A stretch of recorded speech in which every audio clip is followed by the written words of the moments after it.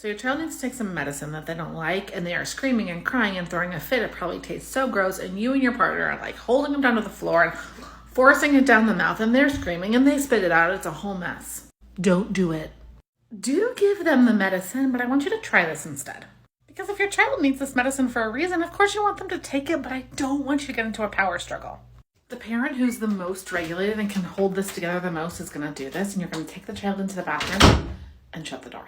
Make sure that you bring your medicine cup. Then you're going to sit down in front of the door. You're going to bring your medicine with you, and you're going to have already taken care of yourself before this so that you can stay super well regulated. So here's your medicine cup. I'm going to put it right next to me. And I might say to the child, when you're ready, here's the medicine. Your child is likely to scream, tantrum, and cry because they've had really negative experiences with your medicine cup in the past, and they probably don't like the medicine. And that is okay. So I want you to remember you're just holding the space. If they scream, cry, do not lay words on top of it, okay? It is hard to take medicine, and your job is to sit here calmly and quietly, hold the space, and eventually they are going to come and take the medicine. When you're ready, it's here.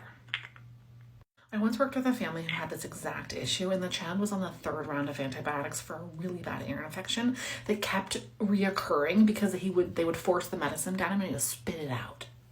We picked the dad in this family to sit against the bathroom door, and the mom was like going bonkers outside, and I had to say to the mom, look, you trust your partner, okay? You gotta trust him and let him do this. We're not gonna add more chaos and commotion. It's already hard enough.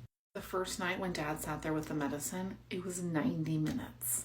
You're in it to win it if you're going to do this approach, so make sure that you're there, you're holding the space, try to avoid looking impatient. It's just like, wow, this is tricky. It's hard. I'm here. When you're ready, here's the medicine. When your child comes over and drinks the medicine, wow, you did it. You got it. That was hard. In the family with this story, the first night it was 90 minutes, the second night it was 30 minutes, and the third night it was 2 minutes. And you know why it worked? It worked because they were working with me, and inside of our work together, they were also layering all of the positive supports onto their son. But I just want you to hold that it did take 90 minutes of them sitting together on the first night. During those 90 minutes, you have got to be able to stay calm and conscious to your nervous system and present with your child. And that is the reason for thinking carefully about which parent is going to be in it with the child. Because if you get emotionally involved and you start to get frustrated and it's like, oh my God, take the medicine. Like, you have to take it. Your doctor said, or you're going to get more sick, all that stuff. It's going to make the whole situation worse and make the dysregulation worse. And you're not going to move your child closer to independently taking the medicine. Cup or syringe, it works. Best place for more help is inside of my 12-week course. Link